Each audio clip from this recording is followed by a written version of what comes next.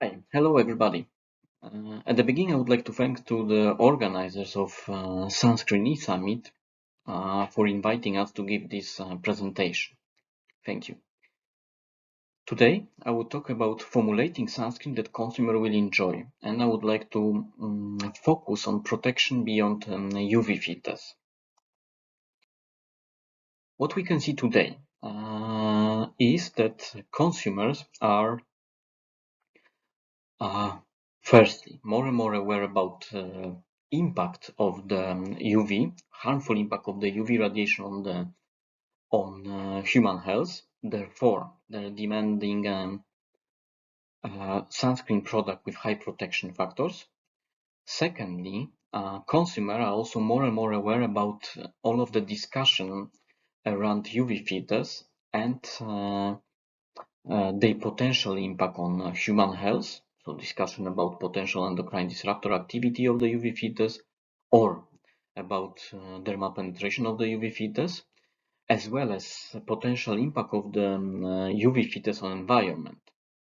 This discussion is reaching the consumer and is also impacting their choice. So they look what is in the sun care product and select the product without filter under discussion. When we look from European perspective, we can see that the big number of commonly used till now UV filters like octocrylene, like ethylhexylmethoxytinamate, like salicylate are under discussion. This discussion is caused by authority activities. So we can see that authorities like European Chemical Agency is re-evaluating those materials regarding the impact on environment. We can also see that authorities like Scientific Committee on Consumer Safety is assessing or re-assessing the impact of those ingredients on human health. Some of this evaluation is finalized, so we know that octocrylene and ethylhexyl salicylate was reclassified, and now they are classified as chronic aquatic toxic category 1.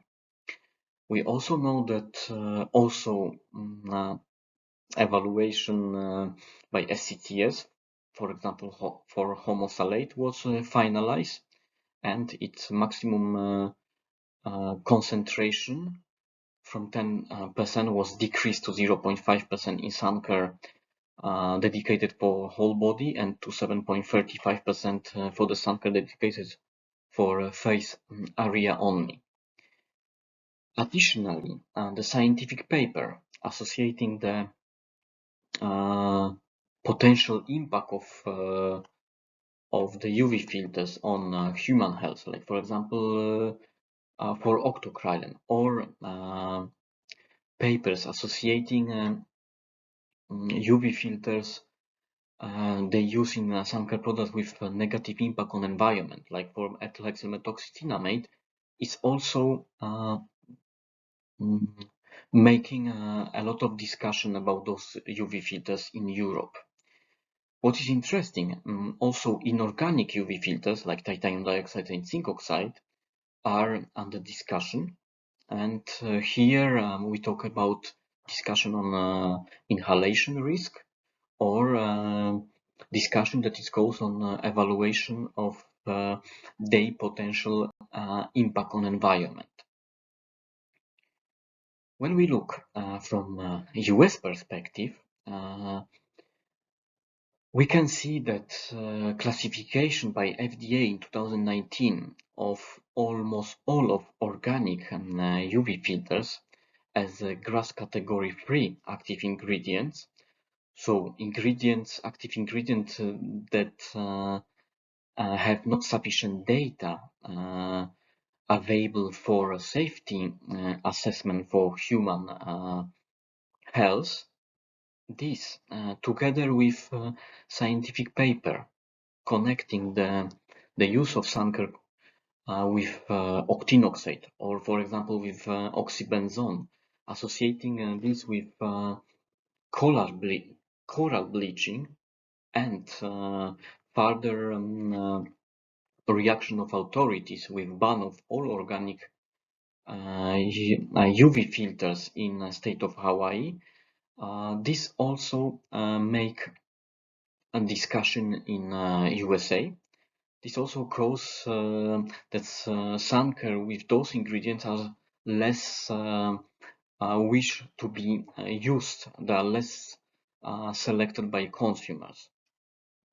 And when we look how it looks market reaction, we can see, and this trend is very strong in Europe. We can see that the number of the product that is launched or that are launched each year, and they are not containing filter under discussion. In this graph, you can see sun care product without octocrylene and without ethylhexylmethoxythinamate launched each year. We can see that from 2015 till 2022, the percentage of those products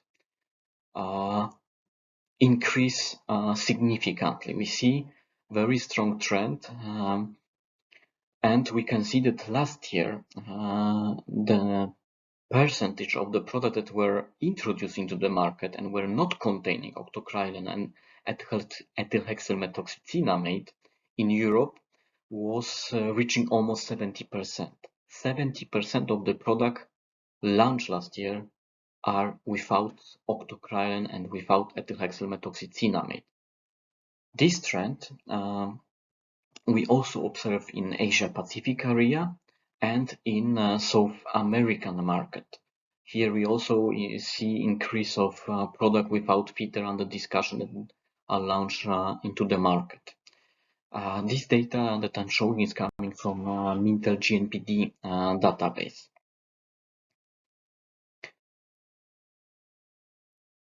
What are the consequences of the situation that we have big number of UV filters that are under discussion, that are under concern? What is the fact? What is the issue? From one side, we know that consumer want to have sun care product with high performance, high SPF value, and we know that we have less filter, we have limited selection of UV filter to be used in those sun care product.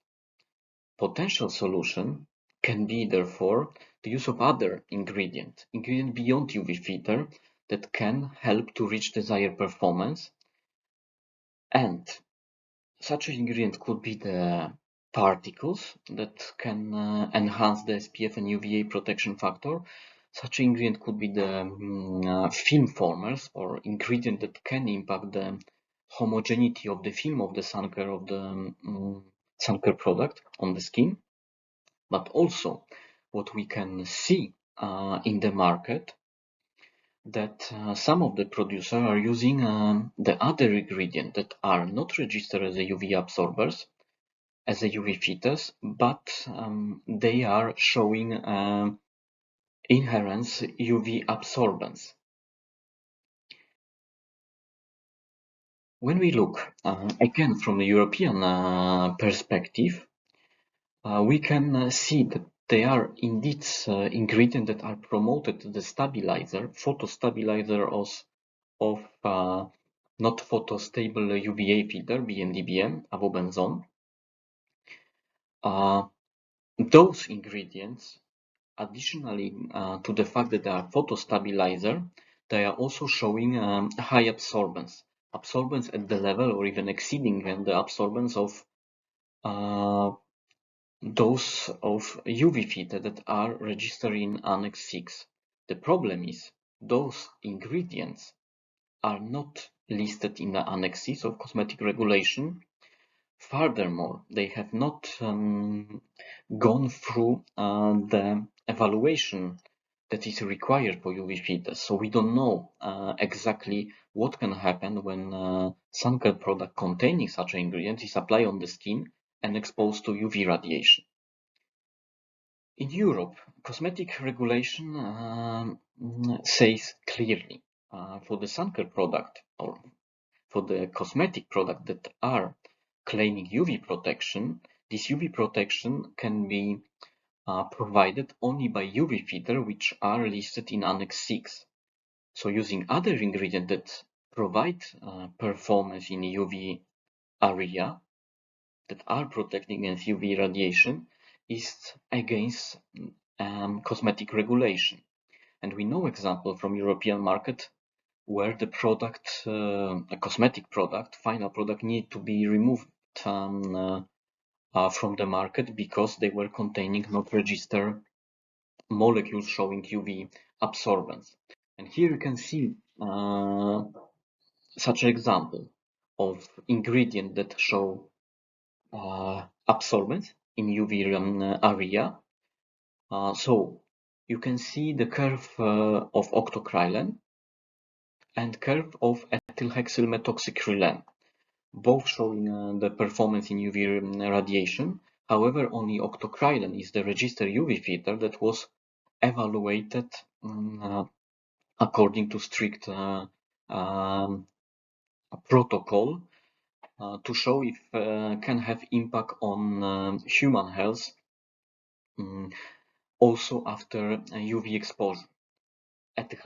Ethylhexylmethoxycrylene, it's showing performance, however it was not assessed as it's not required for this ingredient. And of course, using of such an ingredient is not the solution to achieve high performance, as again the consequence can be hard for the producer of suncare product. What are then the solution or the solutions? What are the solutions beyond UV filters to enhance the suncare performance? One of such solution is use of functionalized natural base particles.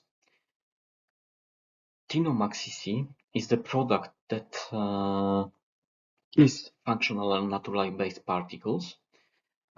Thanks to its crystalline structure, it's lengthening the UV ray in the film applied on the skin, and thanks to that is enhancing the performance of UV filter that are present in this suncare product. Tinomax CC, it's the calcium carbonate hydroxyapatite. It's off-white fine powder in the particle size of 3-4 micrometer. We recommend to use it at the level of 3%. Tinomax CC, it's a natural base, and as mentioned, its special crystalline structure helps to enhance the performance of suncare product. What is very important when we talk about performance of Tinomax CC, calcium carbonate hydroxyapatite, it's not absorbing UV radiation itself, and this you can see in this slide. Here we have summarized performance of three formulations. Formulation number 1, which is not containing any of the UV filter, neither Tinomax CC, and we see that it shows also no performance in UV range. This is the black curve. We can also see the formulation number 2, where we have not use any UV filter, but we use Tinomax CC, and we see that this formulation neither show performance in UV range nor in blue light range of the radiation. So we can see that Tinomax CC itself is not helping to achieve suncare performance. To compare, we have also shown the formulation number 3, which contain UV filters, and it shows SPF of around 30. So we can see the difference in the curve. So a very important point, Tinomax CC is not absorbing UV radiation, is not showing performance when it's used without UV filters. When we combine Tinomax CC with UV filters in the Suncare product, we can see increase of the performance. And here in this slide, you can see again free formulation. Excuse me. You can see free formulation. The first formulation contains UV filters, so we have combination of highly efficient UVB, UVA, and broad spectrum absorber. This we call it here placebo, so it shows performance in UVB and UVA range. The formulation number 2 contains the same UV filters at the same concentration and additionally Tinomax CC, calcium carbonate hydroxyapatite, and we see this formulation is representing the orange curve. We see significant increase of performance in UVB and UVA range. In this graph, we also included the gray curve, and gray curve shows the performance of formulation containing other ingredients, styrene acrylate copolymer, the market product that is working according to the similar mechanism as Tinomax CC. So we can see the Tinomax CC, calcium carbonate hydroxyapatite, show better, higher enhancement of UVB and UVA performance. For those formulation, we have evaluated as well SPF in vivo measurement. We have tested those formulation in 3 different institutes. The measurements were done according to ISO SPF in vivo method, and we can see that at each institute the SPF increase significantly. So each bar represents the SPF value measured at 3 different institutes plus the SPF in vitro value measured in BASF labs. So you can see we have very high enhancement of SPF value measured in vivo, but it's also important we have as well enhancement of UVA protection factor, and this we measured according to ISO UVA PF in vitro methodology. So formulation with Tinomax CC show higher SPF and higher UVA protection factor.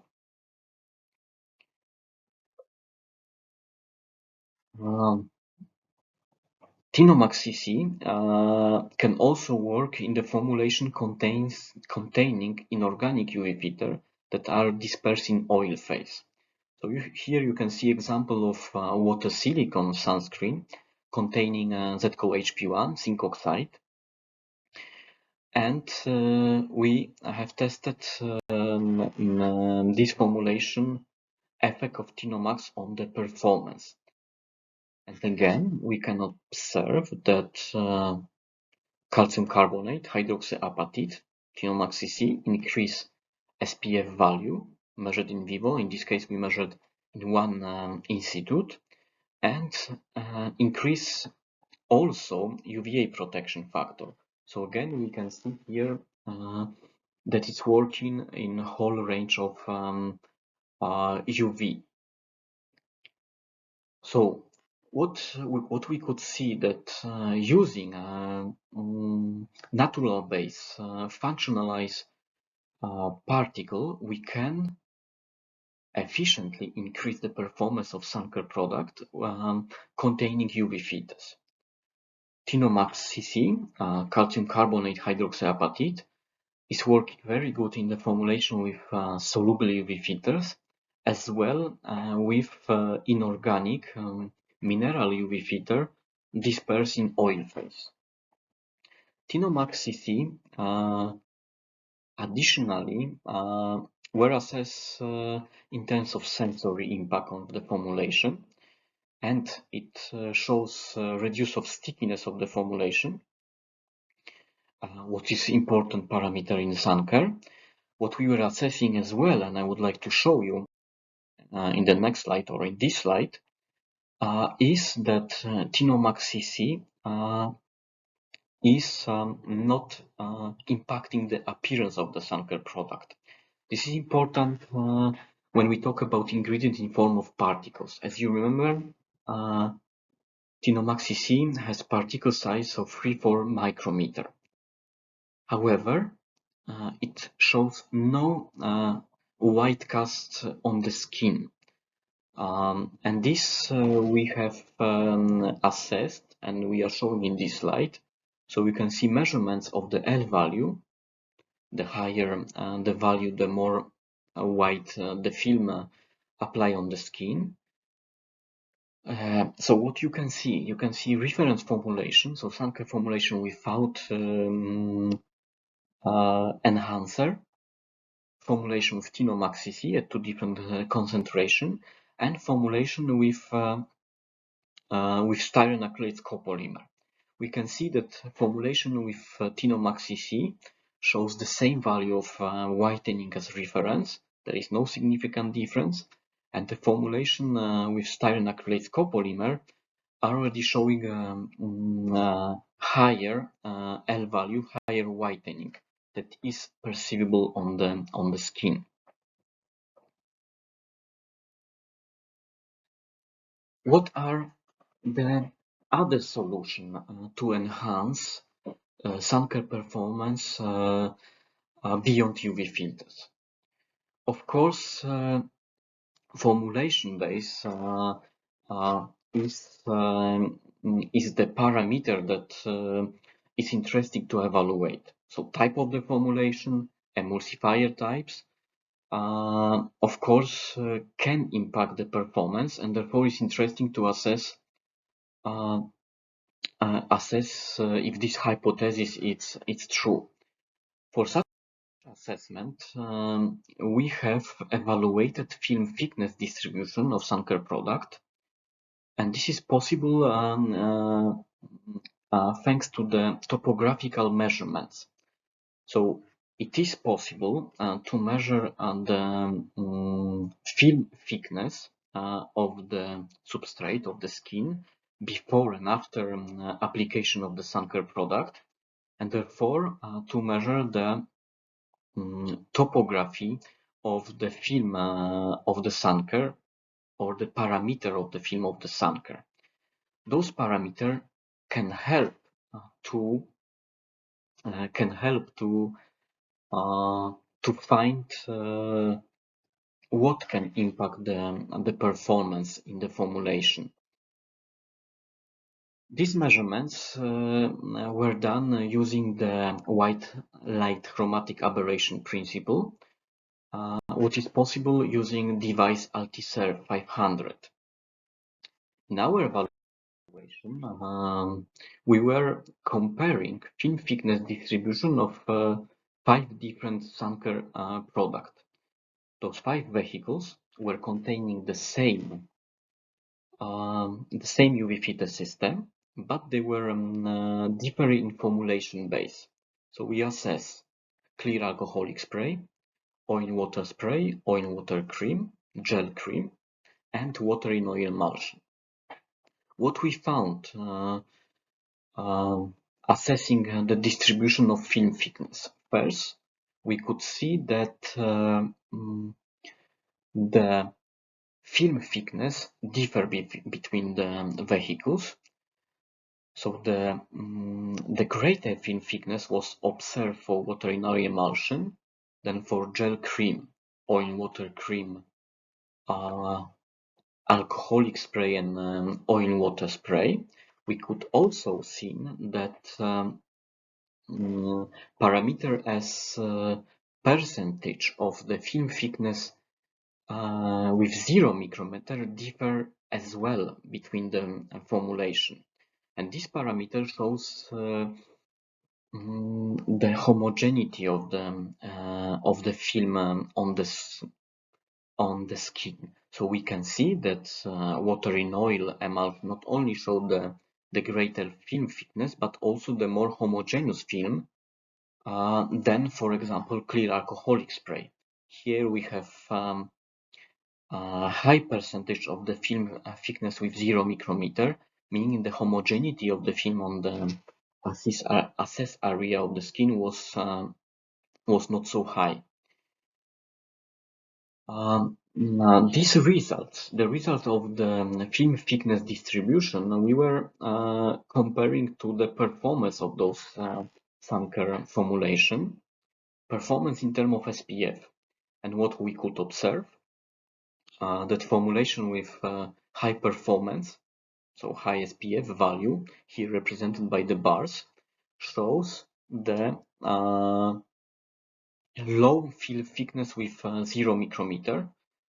So the formulation with more homogeneous film show higher performance. And as you could remember from previous slide, water in oil emulsion that showed the highest SPF also showed the greater film thickness. So what we can see, that Suncre with greater film thickness and the more homogeneous film show the higher performance than the formulation that shows the less homogeneous film and shows the lower film thickness. So we know that choosing the formulation base, the formulation type, we can impact the performance of the Suncre product. We are evaluating this topic deeper. So we also look what are the specific ingredients apart of emulsifier or emulsion type that can impact the performance. We have screened the big number of hydrophobic waxes if they can has influence on SPF or UVA protection factor of the Suncre product. Among a big number of the ingredients, we found that beeswax and hydrogenated castor oil shows positive and promising results.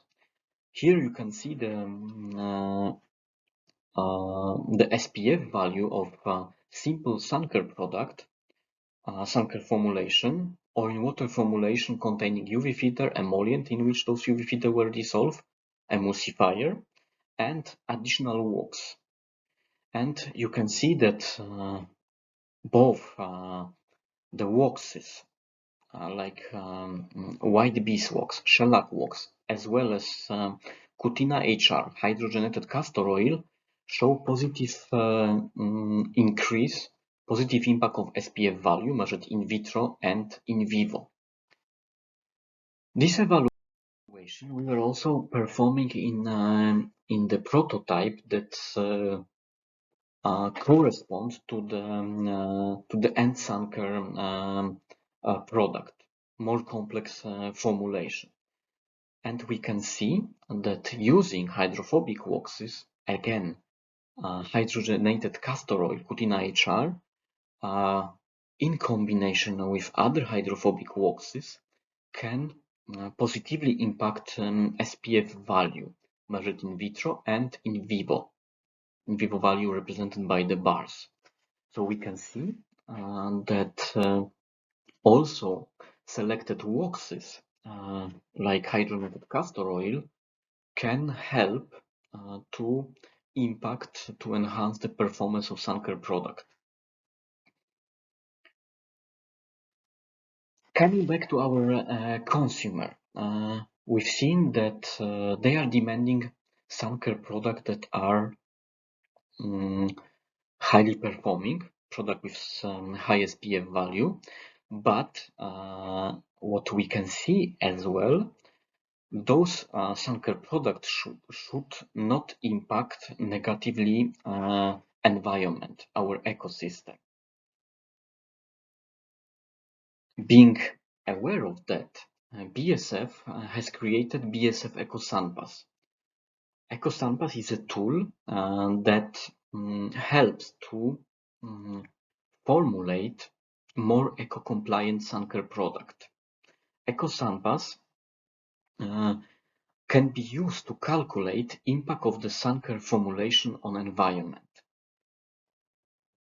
We have collected all important ecotoxicological data about UV filters, important data on aquatic toxicity, as well as toxicity in soil and in sediment, together with biodegradation data of the UV filter, bioaccumulation, and data on potential endocrine disruptor properties of the UV filters. Those ecotox parameter combined together with concentration of the UV filters as well as performance of the combination of those UV filters enable to calculate EcoSun Pass value. EcoSun Pass is included in Sunscreen BASF Sunscreen simulator, the tool, the virtual original, the first and original virtual sunscreen lab tool that is helping to simulate performance, to calculate performance of sun care product. What is also important, EcoSun Pass can be claimed on the packaging of the sun care product that are released to the market, and already you can this summer you can find big number of market product with EcoSun Pass logo and EcoSun Pass trademark.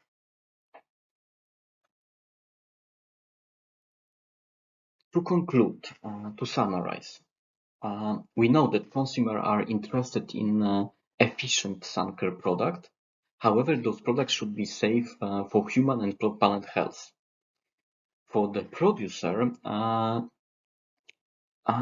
it's a big challenge. It's a big challenge because we have a lot of discussion about UV filters. So producers have limited selection of UV absorbers.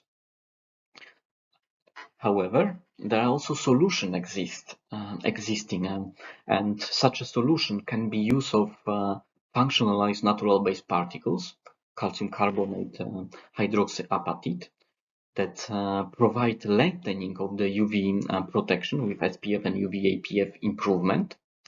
Also, the selection of right formulation chassis, right emulsifier type, as well as selection of selected hydrophobic waxes like hydrogenated castor oil can help to provide greater film thickness, the higher homogeneity of the film of the sun care on the skin, and thus positively impact UV performance of those sun care products. And to create more eco-compliant sunscreen sun care product, BASF has created the EcoSun Pass tool, BASF EcoSun Pass, that offer possibility to design such a market product. Thank you very much for your attention, and if you have any question, I'm here to hopefully to answer them. Thank you.